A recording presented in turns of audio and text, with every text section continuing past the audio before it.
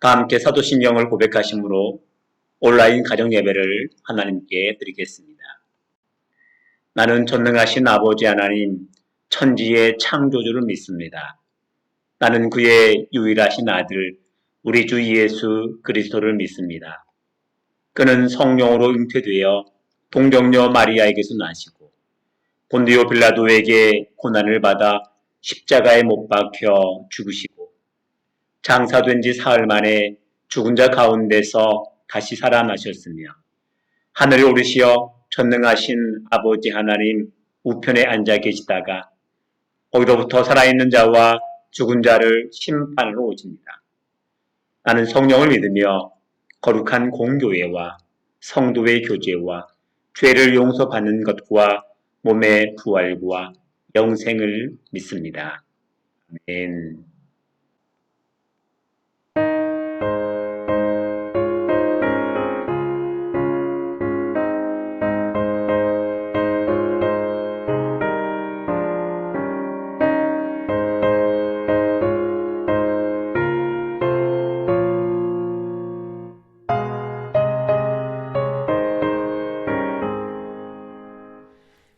귀하신 친구에게 계시니 나 주 안에 늘 기쁘다. 그 피가 내 죄 씻으셨으니 나 주 안에 늘 기쁘다. 나 주 안에 늘 기쁘다. 나 주 안에 늘 기쁘다.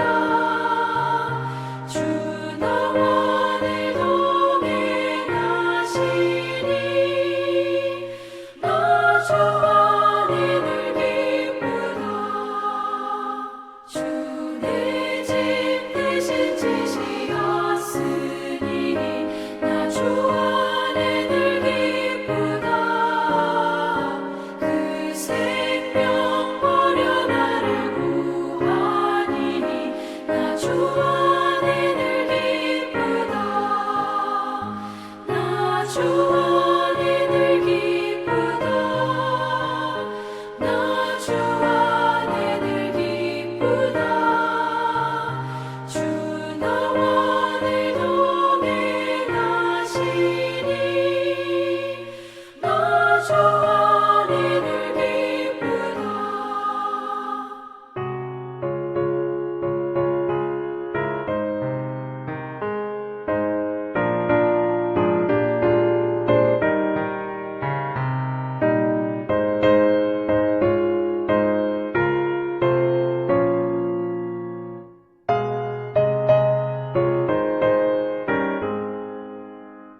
주은 정밀 내게 더하니 나 주 안에 늘 기쁘다. 그 악한 죄악에서 지키니 나 주 안에 늘 기쁘다. 나 주 안에 늘 기쁘다. 나 주 안에 늘 기쁘다. 주 나와 늘 동행하시니 나 주 안에 늘 기쁘다.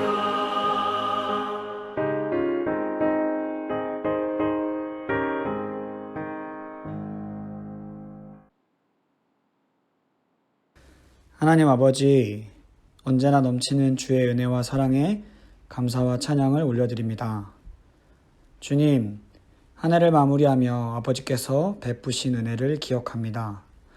올 한 해 주어진 고통과 아픔이 너무나 많았지만 아버지께서 지켜주심을 기억하며 감사드립니다. 주님이 세우신 질서를 따라 추워져가는 날씨 가운데서도 모든 약수동교회 성도님들을 지켜주시옵고 아버지의 인도하심을 따라 하루하루를 살아가게 하여 주시옵소서. 주님, 세상은 여전히 분주하고 어지럽고 더욱이 코로나로 불안과 두려움 속에 휩싸이는데 주님을 믿는 우리들은 아버지께서 주시는 평안과 감사, 기쁨으로 살아갈 수 있도록 주를 믿는 믿음을 더하여 주시옵소서. 그리하여 아버지께서 주시는 평안을 다른 이들에게 전하며 예수 그리스도의 빛이 우리를 통하여 어디에나 비춰지는 역사가 일어나게 하여 주시옵고 아버지의 일하심을 경험하는 우리 약속 모든 성도님들 되게 하여 주시옵소서. 주여 우리로 주님을 잊지 않도록 성령으로 충만케 하여 주시옵고 언제나 아버지의 은혜로만 살아가는 우리가 되게 하여 주시옵소서. 우리의 삶의 모든 것을 주님께 의탁드립니다. 주님께서 이 모든 간구를 주님의 뜻을 따라 이루실 줄 믿으며 사랑이신 예수 그리스도의 이름으로 기도드립니다. 아멘. 오늘 말씀은 데살로니가 전서 5장 16절에서 18절 말씀입니다. 항상 기뻐하라. 쉬지 말고 기도하라. 범사에 감사하라. 이것이 그리스도 예수 안에서 너희를 향하신 하나님의 뜻이니라. 아멘. 올해는 코로나가 전 세계를 지배한 참 힘들고 지친 한 해였습니다. 이 지치고 힘든 올해를 지내오면서 그래도 하나님 참 감사합니다. 이렇게 고백하신 분 계실까요? 이렇게 감사했던 적이 없지 않을까 싶습니다. 힘든 시기에 감사할 수 있다는 건 참 쉽지 않습니다. 미국 일리노이 주립대학 심리학자가 세계의 소득 상위 40개국을 대상으로 행복 지수를 조사했답니다. 40개국 중에서 우리나라 행복 지수는 어느 정도였을까요? 아주 충격적인 결과가 나왔습니다. 우리나라가 39위랍니다. 40개국 중에서 39위. 꼴찌지요. 왜 우리나라 사람들이 이렇게 행복 지수가 낮을까? 그 이유가 두 가지 원인으로 분석이 됐습니다. 첫 번째는 한국 사람들이 돈을 유달리 좋아하고 중요시하는 문화 속에 있다. 그것 때문입니다. 항상 돈이 부족하다고 느끼지 않습니까? 돈이 부족하다고 느끼니까 행복하지 않다고 느끼는 거죠. 두 번째 이유는 한국 사람들은 유독이 남과 비교 의식이 강하답니다. 중학교 동창이나 초등학교 동창 만나면 그 동창이 나보다 좀 못했던 것 같은데 보니까 좀 더 좋은 차를 타고 좀 더 큰 집에 살고 좀 더 자녀가 잘된 모습 보게 되면 어떤 생각이 드십니까? 오, 잘됐다. 이런 마음보다는 큰 차 탄다고 좀 잘 사나 보네. 좋겠네. 어이구, 좋겠다. 근데 나는 이게 뭐야? 이런 남과 비교하면서 순간 내 자신이 못나 보이는 열등감에 빠지는 이런 비교. 돈을 좋아하고 또 비교 의식을 많이 하다 보니까 우리나라 사람들이 행복도를 많이 못 느낀다는 것이죠. 돈이 넉넉해서 감사하다. 내가 건강해서 감사하다. 올 한 해 큰 어려움 없이 지내서 감사하다. 이렇게 뭔가 풍족해서 여유가 있어서 감사하다.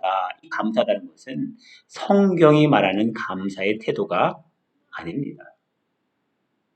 여유가 있는 상황에서는 누구든지 감사할 수 있지요. 더 중요한 것은 여유가 없어도, 생활이 어려워도, 고난 중에 있어도 감사할 수 있느냐. 이것이 더 중요한 문제죠. 왜냐하면 우리 인생은 계속 어려움, 고난의 연속일 수 있잖아요.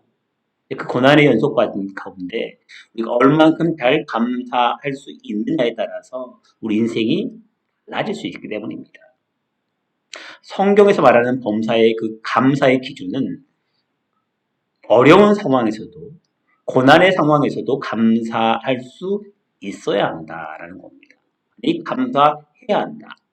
오늘 말씀 18절 말씀 보시면 범사에 감사하라 라고 말합니다. 범사에 감사. 이 범사에 감사하라는 말은 어떤 상황이든지 어떤 환경에서든지 감사하라. 행복할 때는 기본이고 몸이 아파도 감사할 수 있어야 하고 어려운 일이 생겨도 감사할 수 있어야 한다라는 겁니다. 이게 쉽습니까? 어렵죠. 그런데 할 수 있다는 겁니다. 해야 한다는 겁니다. 감사해야 한다는 겁니다. 왜요? 오늘 본문의 그 데살로니가 교회가 예수를 믿는다는 이유로 참 핍박과 고난을 받습니다. 예수 열심히 믿는다고 하는데 어려움 생기니까 불평이 나올만 하죠.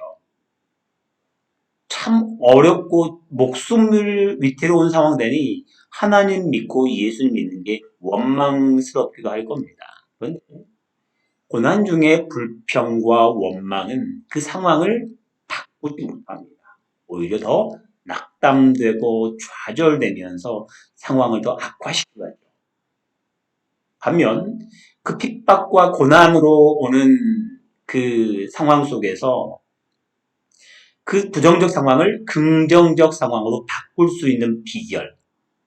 그것으로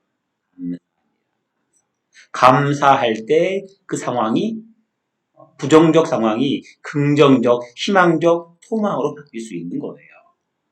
근데 이때 감사가 바로 나올까요? 어렵죠. 고난 중에서, 어려움 중에서 감사가 바로 나오지 않습니다.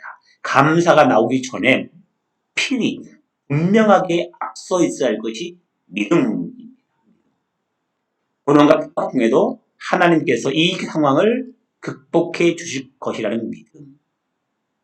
이걸 견뎌내면 하나님께서 어느 순간 회복시킬 것이라는 그 분명한 그 믿음이 있을 때, 마음에 평안이 옵니다. 마음은 평안해지고 고난 중에 입에서는 감사가 나옵니다.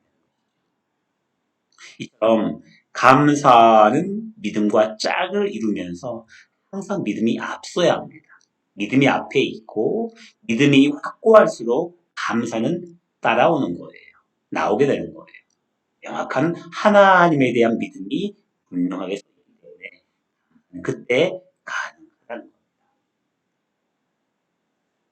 카페트에 물을 부으면 어떻게 될까요? 카페트에 물이 젖죠. 반면에 카페트 위에 유리를 깔아놓게 되면 그 위에 물을 부으면 그 물은 카페트에 스며들지가 않습니다. 마찬가지로 감사는 카페트 위에 있는 유리와 같은 기능을 합니다. 고난, 환난 중에도 감사가 있으면 더 이상 고난과 환난이 우리에게 침투해서 우리를 힘들게 하지 못합니다. 감사라는 든든한 하나님의 보호막이 우리를 지켜주시기 때문에 감사를 할 수 있으려면 필히 분명한 하나님께서 우리를 지키신다는 믿음이 있어야 한다는 겁니다. 이처럼 우리를 환난과 고난 중에서 보호해 주시기 위해서 하나님께서 우리에게 범사에 감사 이렇게 말씀하고 있습니다. 근데 막상요 범사에 감사하기 참 쉽지 않아요. 힘들잖아요. 감사가 나오나요? 하지만 우리 힘으로는 안 되지만 그래서 하나님의 도움, 하나님의 힘이 필요한 겁니다. 그래서 이 범사에 감사하기 위해서는 그 비결을 17절에서 말씀하고 계시죠. 17절은 그리고 기도하라. 감사할 수 있고 항상 기뻐할 수 있는 비결은 뭐라고요? 기도할 때. 쉬지 말고 하나님께 기도할 때 가능한다는 것이죠. 그래서 기도할 때 바로 모든 상황에서 감사할 수 있는 믿음이 생기고 감사가 나오게 되는 것이고 기도할 때 하나님의 선하심을 계속 바라볼 수 있는 것이고 기도할 때 고난 중에서도 끝까지 하나님 바라보며 희망을 품을 수 있는 것이 바로 기도의 힘이죠. 그러니 항상 기뻐하라. 쉬지 말고 기도하라. 그러면 감사하게 될 것이다. 이게 하나님의 약속의 말씀입니다. 2020년을 다 보내면서 오늘이 마지막 날인데 올 한 해 돌아보면 감사의 제목보다는 참 어렵고 힘든 그런 이야기들이 많이 떠오를 겁니다. 그 가운데 하나님이 우리와 함께 하셨음을 기억하고 감사했으면 좋겠습니다. 그럼에도 불구하고 감사합니다. 왜요? 하나님께서 함께 해 주셨기 때문에. 또한 내년 2021년을 바라보면서 비록 지금은 암담해 보이지만 하지만 하나님께서 그 앞길을 이어지고 우리와 동행하시며 인도하실 것을 믿기에 그 믿음으로 미리 감사했으면 좋겠습니다. 감사할 때 앞에 있는 고난과 환경 어려움들을 차단할 수 있는, 극복할 수 있는 영적인 힘을 우리는 하나님께서 주시기 때문에 이처럼 감사가 가득한 미리 감사하고 또 소망을 주신 하나님 바라보며 감사함으로 모든 상황을 넉넉히 믿음으로 승리하는 2021년 준비하는 그런 귀한 믿음의 성도님들 되시기를 주님의 이름으로 축복합니다. 기도하겠습니다. 주님, 우리 삶의 많은 어려움과 환란을 보게 되면 감사보단 걱정과 또 불평이 나올 수 있겠지만 주님께서는 그럼에도 불구하고 범사에 감사라 말씀하십니다. 주님께서 우리와 함께 하셨고 지금도 지키시고 보호하시기 때문에 그 이유 때문에 감사할 수 있는 저희 되게 하시고 감사함으로 2021년을 새롭게 시작할 수 있는 긍정적인 믿음의 사람들 되게 하여 주옵소서.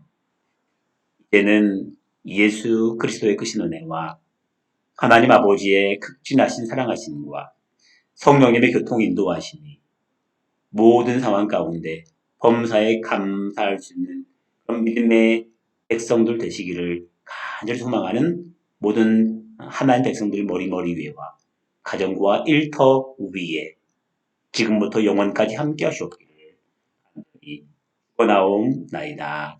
아멘.